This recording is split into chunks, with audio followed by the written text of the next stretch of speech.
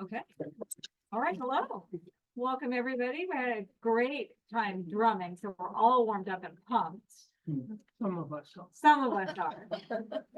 And so welcome, today John and I decided we wanted to do baking as our topic. And then John thought, well, really watching a baking demo is like watching paint dry. And so we decided to make our stuff first and then just talk about what we did and talk about things all about baking. So when I think baking, automatically what came to mind, like John had some brownies he wanted to do. I was thinking more sweets. And then I realized through the month that it's not those things necessarily. It's also like making bread and stuff like that. So we'll be talking about those sort of things today. Does anybody have any particular baking questions burning that you want to get answered today? Who here likes to bake? So, yeah, we got some bakers. Okay, good. You know, I find I don't bake that much because I just want to eat it all. So I don't bake all that much, but I do like to make bread and I like to make muffins. John's all about these brownies. So do you want to start off with our brownies? Sure. Okay. I don't bake a lot of sweets. And so when I go to potlucks or when I go to visit where I used to work and people who know me for baking sweets, I bring a plate of brownies because that's something that can come together quickly and reliably and something I can eat maybe two of. So this is, after my heart attack, I got the Forks Over Knives cookbook and looked through it, and I was not really thrilled with what they were offering, but there's this brownies thing, it's the raspberry truffle brownies, and it's like raspberries and chocolate. It sounds like chocolate decadence, doesn't it? So I had to make that. Hey, John, I'm gonna encourage you to use your audiology voice. I haven't got it all. Well, let's work on it. I will do louder. I felt like I was shouting. Anyway. So I looked at it and they wanted raspberry jam. Yeah. Raspberry jam is something that you can get at Trader Joe's and it's half sugar and half raspberries. And I was a little leery of that, so I looked around and came across in Oh She Glows, which is a cookbook that I recommend taking a look at, her recipe for raspberry jam.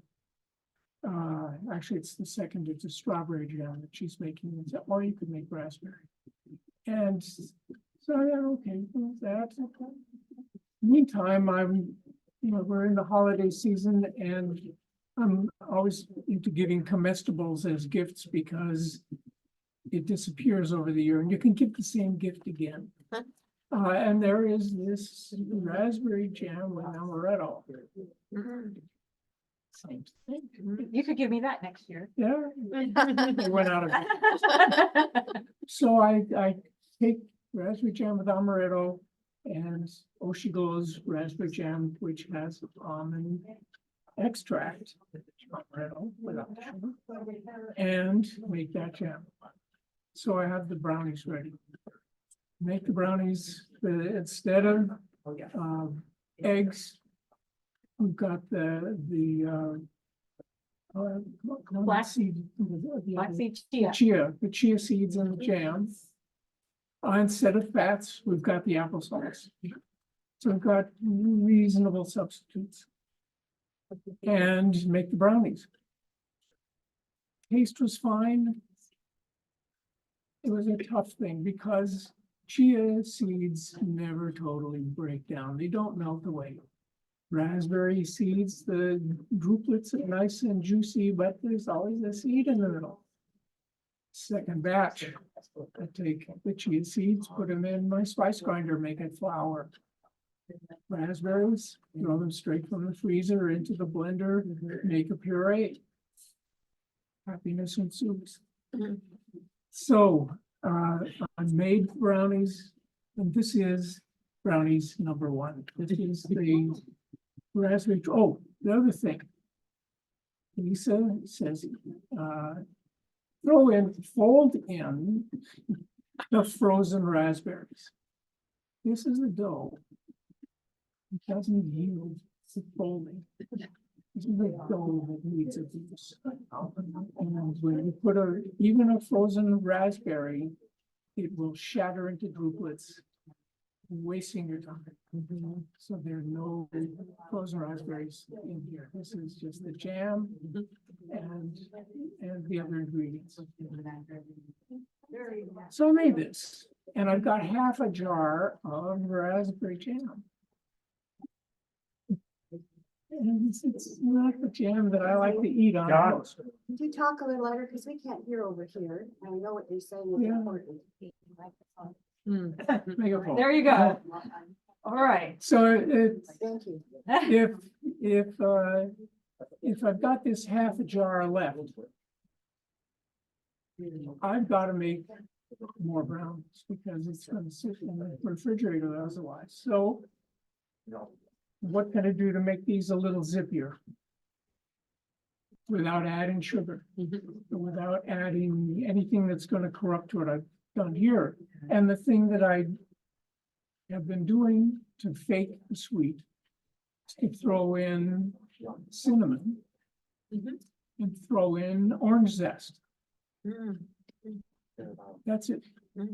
So I run out in the rain, grab an orange, get the zest, throw it in the batch, bake it up. As an experiment, it's a little bit more intense than I'd like. If I were doing this again, I'd throw in some espresso to give it a little bit more depth. But with baking, it's one of those things where you take what you succeed with and then play a little bit. If I were aiming for more of a Mexican style, I would throw in cayenne pepper. I'd throw in a little more cinnamon. I'd give it a little. This has got a ton of cocoa in it. It's got bitter chocolate in it. It's got maple syrup instead of sugar, so it's a simpler sugar. And you could probably throw in nuts, but then nuts might be a little bit too much fun and something you would save for special occasions. If I were doing this at a party, I may do some sort of glaze and do a drop and put a pecan on top. Not because it's going to be special, sort of, but it looks like it's got a hat on ready for something special. So I'll go with that. So that's the brownies. The recipe, by the way, this is missing the Z at the end of the author's name. So Moskowitz. Isa is a goddess of desserts, which is why I don't do her recipes much because desserts are not me. But these will work and these will work repeatedly. And you should try both. Which do you like better? Which child do you want to? Oh, okay. Both good. So. Okay, thank you. And John brought up some really good points that we need to talk about for baking. And one is you got to have an egg replacer and a fat replacer if you want to do a whole food, plant-based kind of diet or meal plan. So you use chia seeds in place of the egg. Mine use flax. So if you take flaxseed, ground up flaxseed, and you take 1 tablespoon and mix it with 3 tablespoons of water, let it sit for like 5 minutes and it becomes sort of gummy. And that makes a good egg replacer. Now you can do the same thing with chia seeds. I actually haven't tried it with hemp seeds. Do you think you could? No. Just probably chia and flax, but also mine used aquafaba too. I don't like, because the egg replacers they're often the same thing as the fat replacers.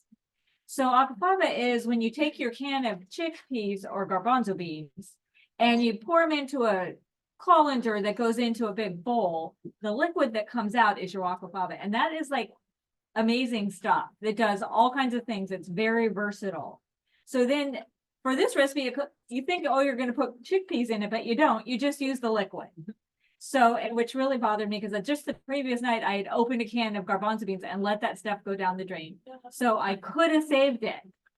But aquafaba, I made a little notes to talk about baking issues with you guys. So aquafaba, what else have we used that for here in this very room? Anybody remember? That truffle you made. Yes. We blended up and made whipped cream.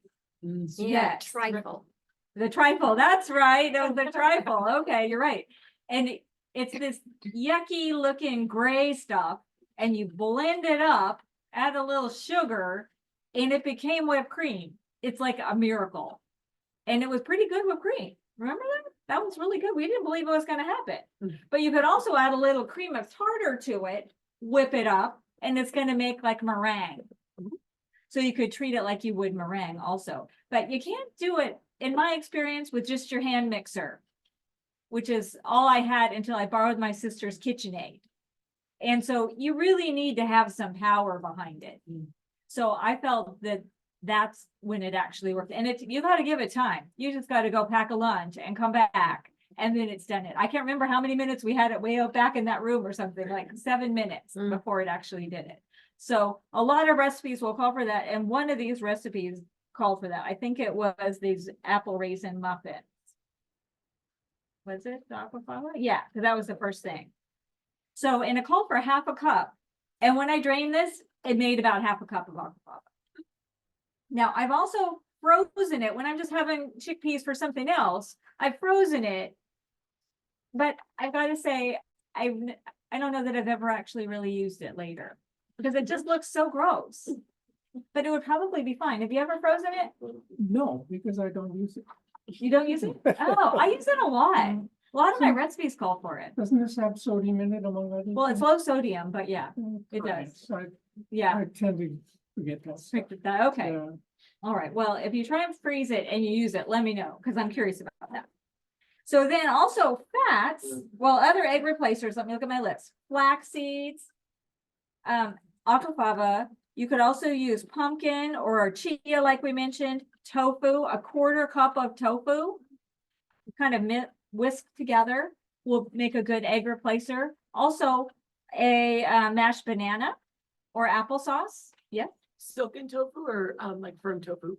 I do silken. Cool. Yeah, Cool. silken I think would be, and it calls for, it says silken. Cool, Yeah, cool. that just blends out better, you know? Totally, yeah. Yeah, but all of those same things could be your fat replacer, like prune puree. Mhm. So brownies or chocolate cake often use prune puree in place of the fat. Mm. Have you ever done that? No. Can you, You can- can't taste the prune. can you buy prune puree or do you have to make it? You could use the baby food. Oh my gosh. Mhm. That's what I've done. I just buy the baby food one. Yes.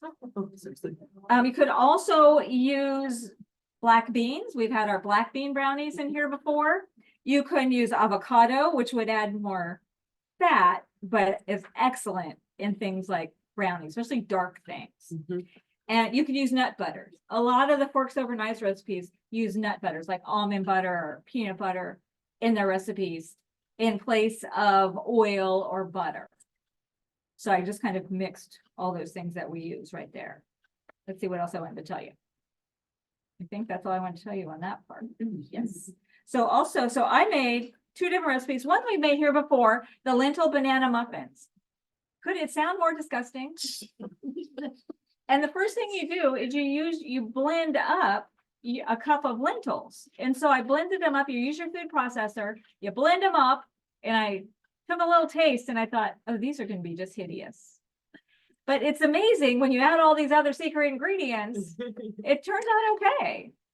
So use that, use the mashed banana. So there's kind of your fat replacer there too, and the applesauce, and you got your flaxseed that they mixed with 3 tablespoons of water. So that made your egg.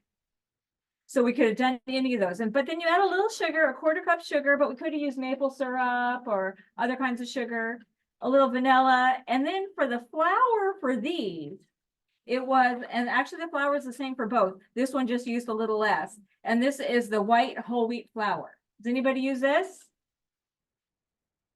They use it a lot in the whole food, plant-based kind of recipes.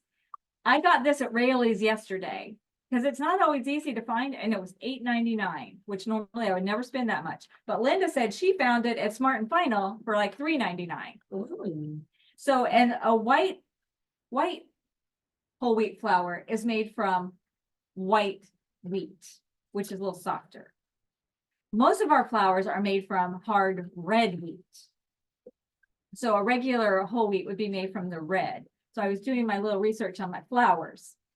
And then we could also do a whole wheat pastry flour. And I wonder, because honestly, these are a little tough. But I wonder if we use the pastry flour, if that would have been a little softer. But what whole wheat pastry flour is a ground soft white wheat. So still whole wheat, but it's the white wheat and has a little less protein, so it's more tender. So I wished I had used that, but I didn't have any. And then we were just discussing, so what's in bread flour, because a lot of recipes call for bread flour. And bread flour has a little bit more protein. So I don't think I put it on my phone. But yeah, bread flour has more protein, so which is what you need when you are making your bread, right? So it's made from hard wheat and usually contains 12 to 14% protein, whereas your average all-purpose flour is only 8 to 11%. And thank you to Ivan for finding that little tidbit for me. It's gluten, right? It is It's gluten. gluten. Okay, so but I'm getting to you because I was, and in fact, I would have totally made these gluten-free, but they had no gluten-free flour yesterday at Rayleigh's when I went to do my shopping. But gluten-free flour is usually made up of different kinds of flours from starchy things or from beans. So this happens to be the Bob's Red Mill. May he rest in peace. Did we see that Bob died last did, week or a yeah. couple? Yeah. I really admire him for all that he did. And if you're ever up in Portland, go to their place. They have a little factory tour and it's very fun. I love myself a good factory tour. Not everybody does, but in his, it used garbanzo bean flour, potato starch, tapioca flour, whole grain sorghum flour, and fava bean flour. Then I look, because one of my friends who does a lot of gluten-free cooking, she uses the one from Walmart, which I suspect is probably much cheaper than this one was. And they use brown rice flour, tapioca starch, potato starch, sorghum flour, and cornstarch. Now, they often recommend when you're using gluten-free flour to add some xanthan gum to give it structure. And there's instructions on this right here on the Bob's Red Mill. But on the Walmart version, they already add it. So you don't have to, that's what my friend said. Don't you have to add something? She said, oh no, it's already mixed in. So next time I'm looking, I'm going to be going to Walmart. So when you're doing the gluten-free, so gluten is in wheat. When you mix it with water, there's some proteins in that wheat that create this gluten, which is more structured. It's like glue. You know, you start out with flour and you add some water, and then you end up with glue. That's the gluten. And so some people are very sensitive to that or allergic to it. So there are a lot of things we can do for gluten-free now. I'm sorry we didn't do it for you today, though. That's I will fine. I next can't time. eat the rest of the stuff you've got. Can't in eat, there. can't eat. Okay, all right. Let's see what else I wanted to say about this. Okay, well, let me finish my banana muffins. So then we added just 2/3 of a cup of this and 2/3 of a cup of just straight oats.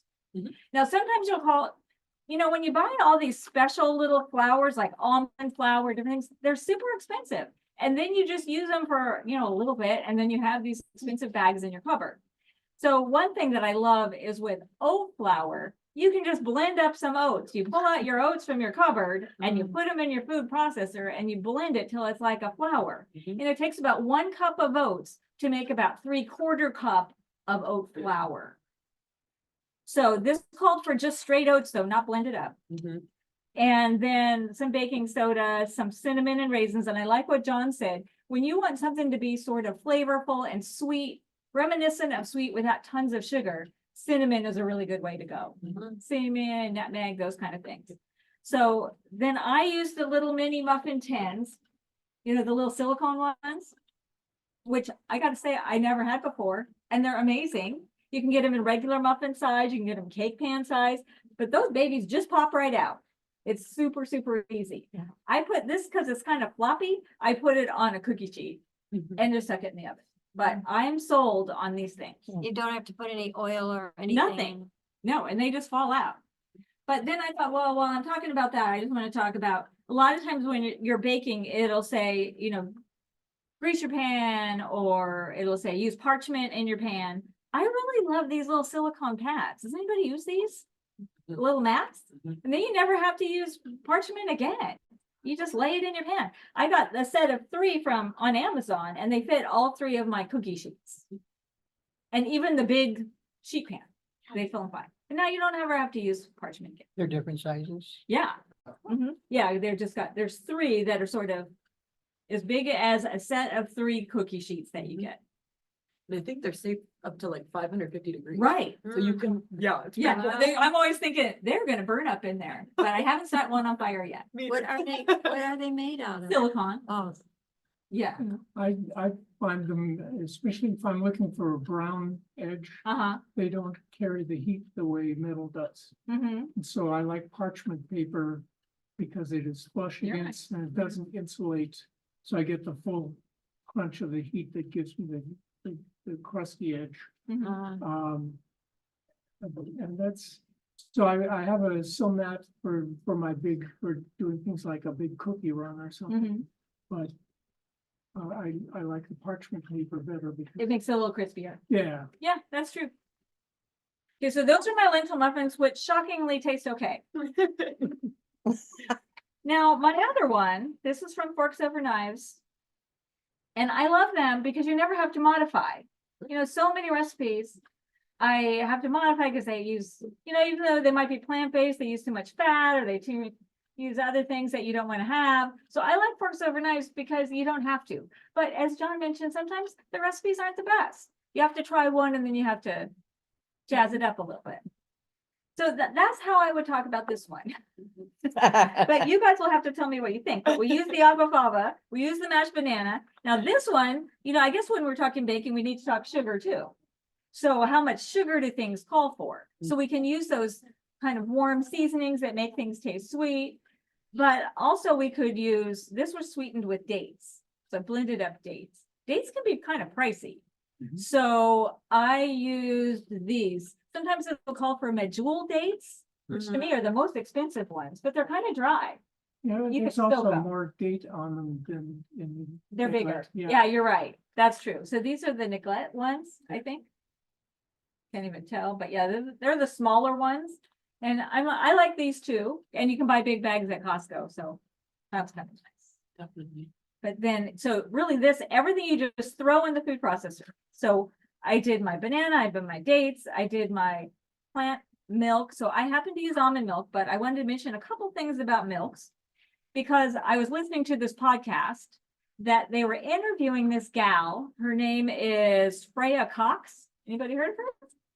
I don't know that she won, but she was on the British Baking Championship and she was vegan, like the first vegan they ever had.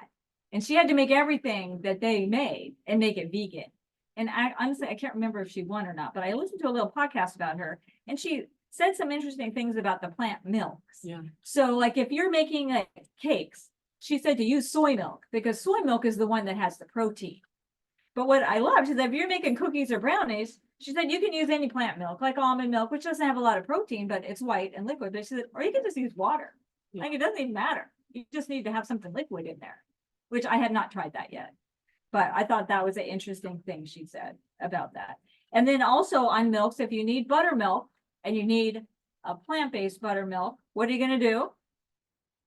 put Add vinegar. vinegar or lemon juice. So a cup of your plant-based milk with a tablespoon of apple cider vinegar or lemon juice, and then let it sit for a few minutes, and then it has the properties of buttermilk. You probably wouldn't want to take a swig, but you can use those too.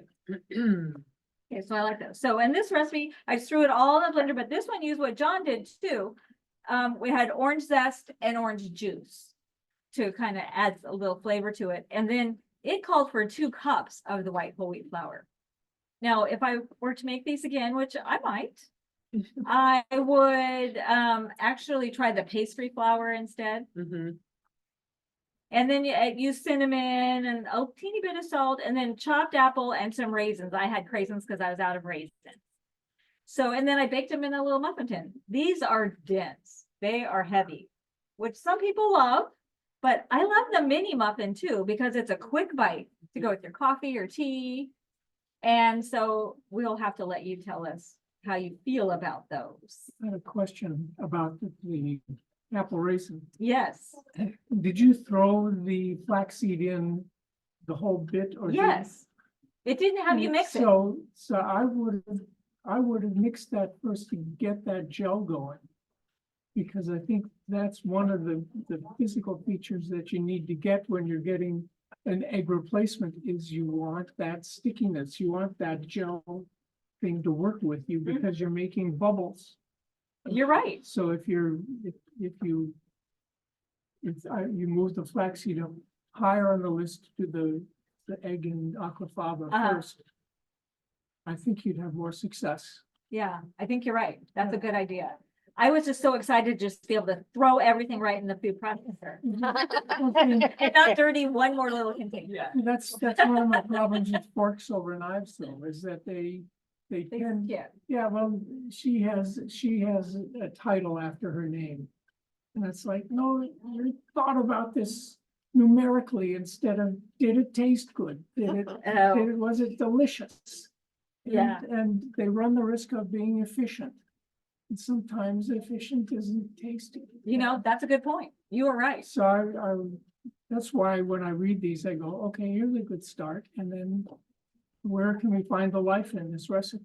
This is something I want. Yes, that's a good point. And this one made more of a dough. Like you were talking about that, like you couldn't fold in your raspberries. It wasn't easy to fold in my apple. This made more of a batter. And tell me, John, since you know all this stuff.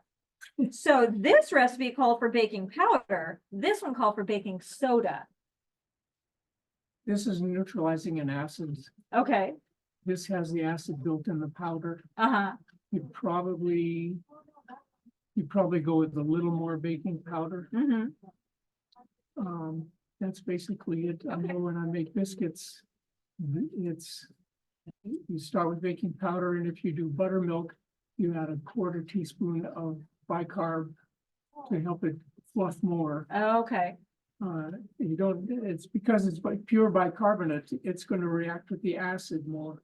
mm-hmm, So you get more immediate fluff. So when you've got flour in here and it's trapping bubbles, you've got a lot of bubbles quickly when you're cooking. Here, you're waiting for the dough to get hot uh-huh, before the acid in the cream of tartar and the bicarb that makes up the baking powder, before that works. And so it's gonna stay lumpy longer. okay. So you need to. He's so smart. I've failed so many times.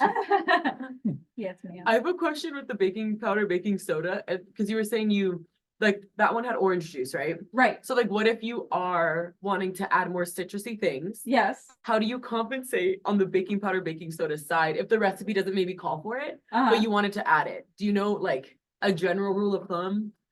Zest. Okay, I and then you don't have to that. handle it. Yeah, Okay, because- and okay. that's the thing with, one of the problems with citrus is that you think, oh, the juice is gonna be wonderful, it's gonna make it alive. And for some things, if it's already going, the juice will tweak it up. Uh-huh. But if you're relying on these other things to give it bubbles. Yeah. You're gonna screw up the mix and you're gonna wind up doing a lot of Band-Aids. When if you just do a little zest, you get the flavor and the depth of the lemon or the orange. So that's where I would go for a quick zip it up. Cool. Thank you. you're so lucky. Another thing I wanted to say about your brownies, I was talking to a friend of mine today and I was telling her what we're doing. I said, my brownies were like, or my muffins were like only okay. And I said, but John's making brownies. And so I'm sure they'll be fabulous. And so she said, you know, brownies are a little more forgiving Mm, in some ways. And so I like that idea that that's kind of your go-to. I don't think I've ever made a plant-based brownie I didn't love. And if it doesn't come, like the texture's not quite right, it's still good because it's a brownie. Yeah. You know, it can be fudgy or it could be cakey. So I think I love that idea. Mhm. And then you were talking about gifts, and that just made me think, one thing I was thinking about doing today, but I didn't. And what I gave for Christmas gifts this year was biscotti, Mm, which I had never made before. And you can pretty easily make it plant-based. but it takes some work, because you make this dough and you cook it almost like a little rectangle. And then you slice it and then you cook those slices. And I did it, interestingly, on one of these and on parchment, and they both came out okay. But the parchment probably came out crispier, but it's a great gift idea. It's super fun. Then also, so John and I were talking about, as baking goes, these we're thinking sweet, but also baking is bread, right? We can bake bread. So John and I love this gal, Jenny Can Cook. It's a website, and she does this no knead bread. And so do tell about it, because I was asking John, because I make her bread a lot. It's really nice because you don't have to knead it. You let it sit for a while. You put it in a Dutch oven, and it comes out like one of those round loaves you buy at the store. I mean, that's what I did for gifts the previous Christmas, and everybody loved it. But I've never been successful with the whole wheat, and John has. So let's see what he does. Okay, well, you should go to YouTube, which is where I found her. It's Jenny, I just do Jenny sourdough bread or no Jenny no knead. No need. And you'll get her pizza and all that stuff. And the first bread you do is the bread that she shows you, which is white. And she says, oh, and I've done this with 100% whole wheat. It was great. Well, she never shows 100% whole wheat. I She can tell you mine were like, I did rolls and they're like hockey pucks. Yeah, well, there's a reason. So of course I had to try, and I tried 100% whole wheat, and it didn't puff the way it should, and I think it's because with whole wheat, you've got all of the hull of, well, it's not really the hull of the wheat, but it's got bran sharp, layer. yeah, it's got sharp things that pop bubbles. So to create more bubbles, I did half whole wheat, actually more than half whole wheat, and then some bread flour. Because bread flour, having more protein, will make the bubbles that will hold up against the abuse of the whole wheat. So what is bread flour? Bread flour is hard wheat berries, winter wheat, that has more protein than all-purpose flour or pastry flour. So, and you can get it for the same price. Bob's Red Mill bag is $5.99. But golden medal or whatever is the, Gold medal. I grew up in gold medal. Me too. Yeah. So you make the dough, and I have started, I thought, well, now we've got whole wheat bread. So what? So I started throwing things in, As you do. as one is wont to do. And so you don't throw it in the wet stuff, because trying to put dry stuff into an established dough is crazy. So you take, like the one I made 2 days ago, and we'll make for Friday, because I just got the ingredients, is you take the flour, and it's going to be 400 grams. And I use a kit. When you bake, a kitchen scale is God's gift. When it says a cup of flour, that cup can be plus or minus 50 grams. So weighing baked goods is a key. So, but I go with 400 grams of flour, the yeast, the salt, mix them together. Then, well, what do I want? And I experimented with cinnamon. 1 teaspoon is wimpy. You barely get an idea. 2 teaspoons of cinnamon is happy. Cinnamon by itself in a loaf of bread has no excitement until you put raisins in. And I found that there are 2 kinds of raisins that are generally available to me. One are the Thompson seedless, the ones that Sun-Maid and all God's children have. But there is this brand in the co-op that comes in the can that's green raisins that are twice the size. They're gigantic monsters. And they don't taste like Thompson. It's not as sweet.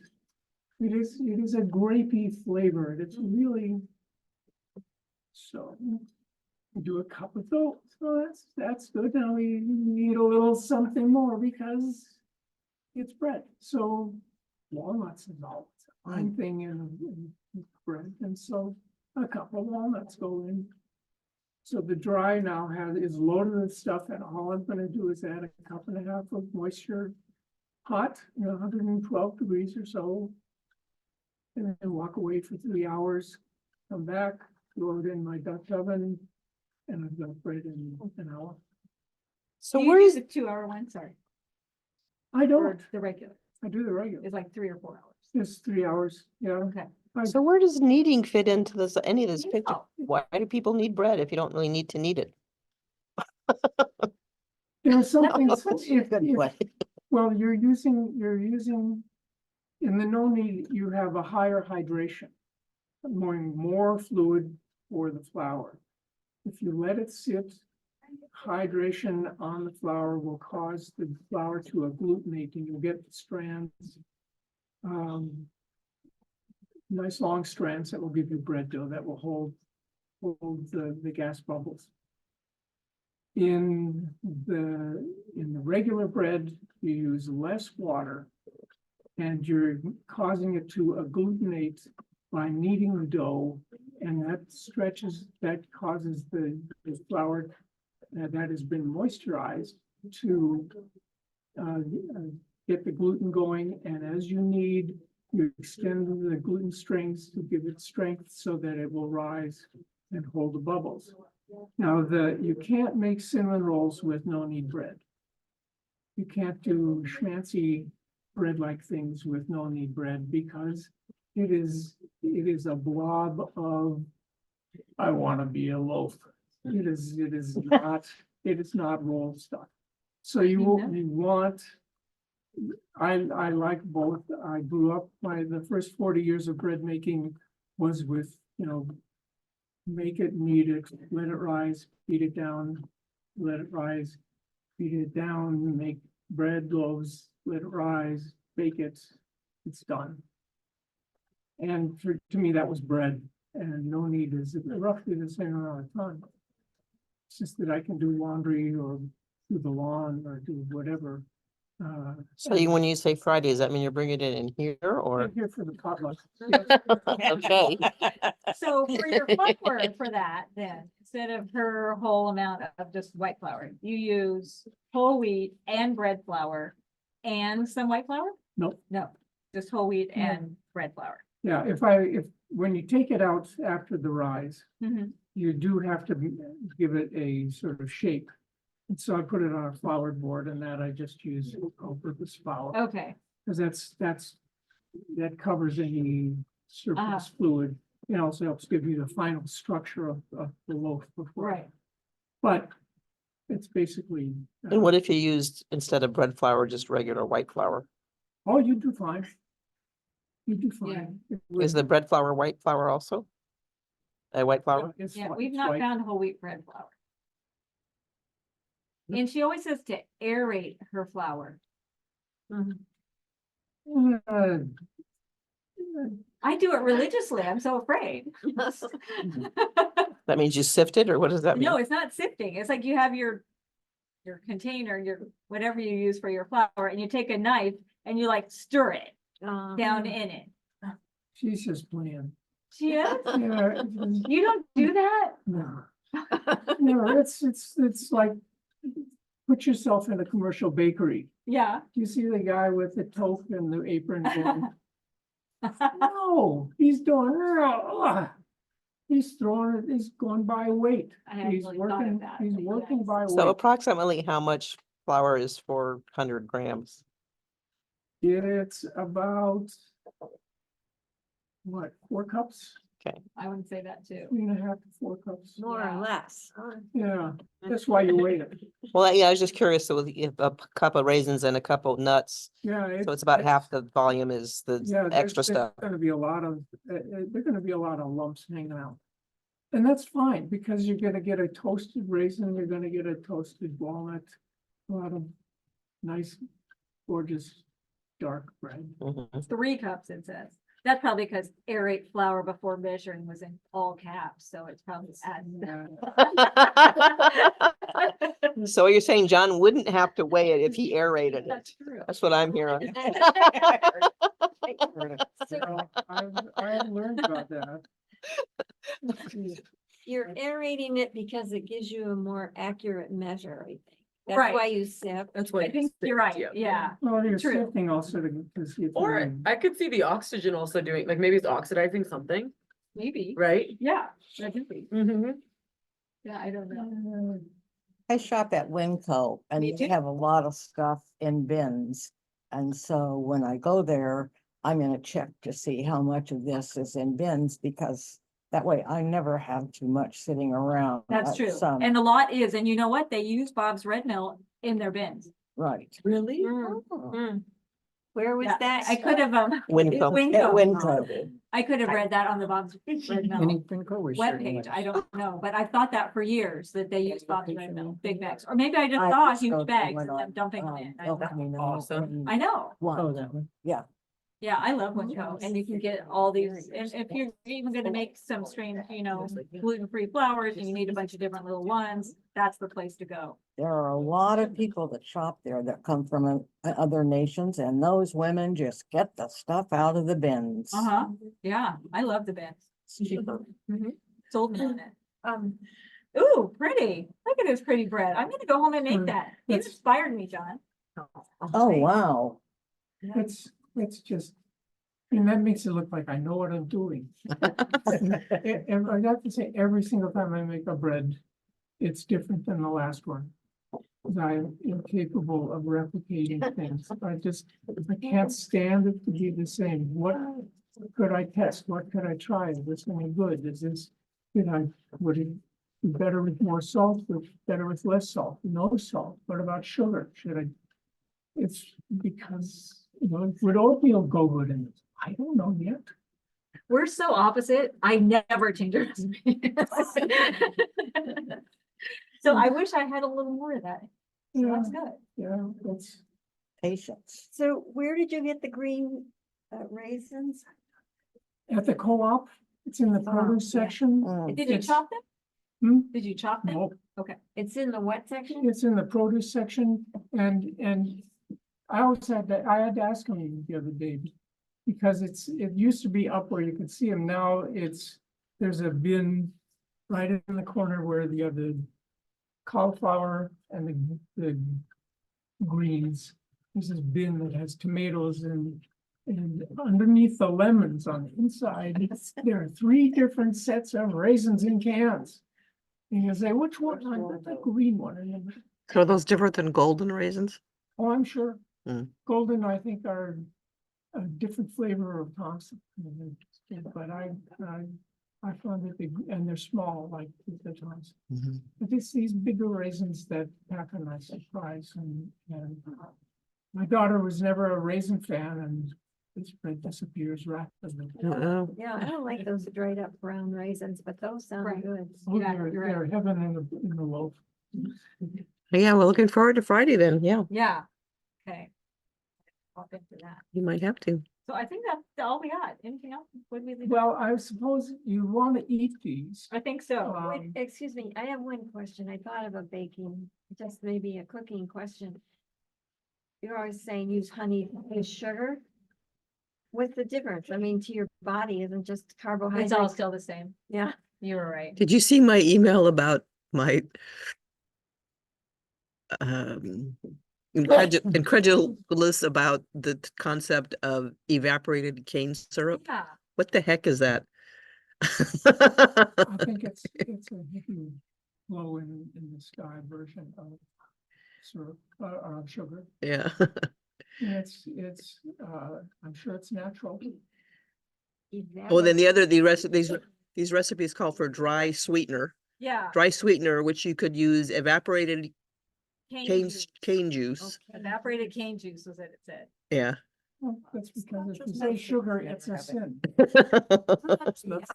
I think it's just sugar, but it just cracked me up that Yeah. it Oh, gosh darn. Instead of wet.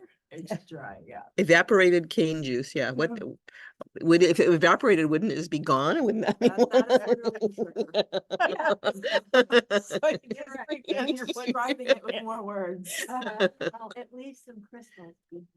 Yeah. So You probably have to rehydrate. you could use, a lot of recipes now call for like date sugars. So I guess the difference is they think it comes from the whole real food. Right. And so that's gonna be better, but you're right, when it gets in there, it's kind of all the same.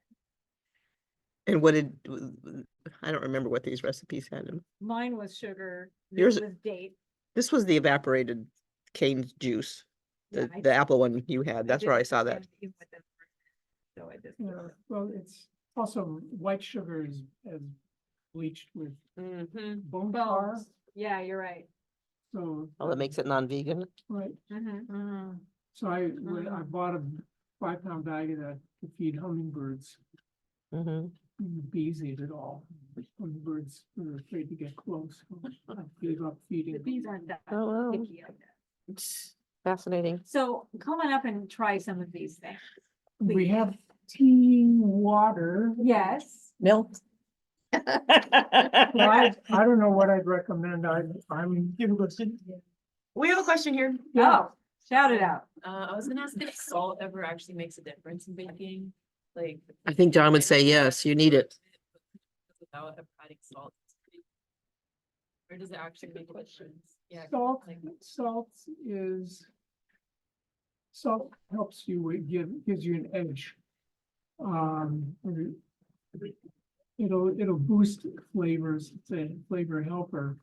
You can get too much salt really easily. And Especially if you're doing baking soda or baking powder, there's a little bit of Yeah, sodium in right. those There as is. well, right? Yeah, But and- in things with yeast, you needed to stop the yeast, yes, right? Oh, I don't know. yes. I used I to- remember that from. Well, it's. Me too, I think it caps it, yeah. Well, the yeah. thing is, I have. Go for it, Ellie. got bread rising that Uh-huh. has a full teaspoon of yeast. Yeah. Or a full teaspoon of salt and a quarter teaspoon of yeast. Uh-huh. And if I don't jump in, it's gonna come It'll- out over. Oh, So it's. that's a good point. But it is a flavor thing and, Yes. and I have been looking more and more at the weights. With when it says 60 grams of, or 20 grams of, rather than a half teaspoon of, because table salt is different from kosher salt. And Morton's kosher is different than Diamond kosher. And, you know, there are all these salts out there, and if you look, there are even more, and it's like, yeah, come on, and then they say you sea salt. Where do you think salt comes from? Some are seas that are long buried, and some are seas that were still going, and it's like, oh, just tell me how much I put in my recipe. And not get fancy about it, it's salt.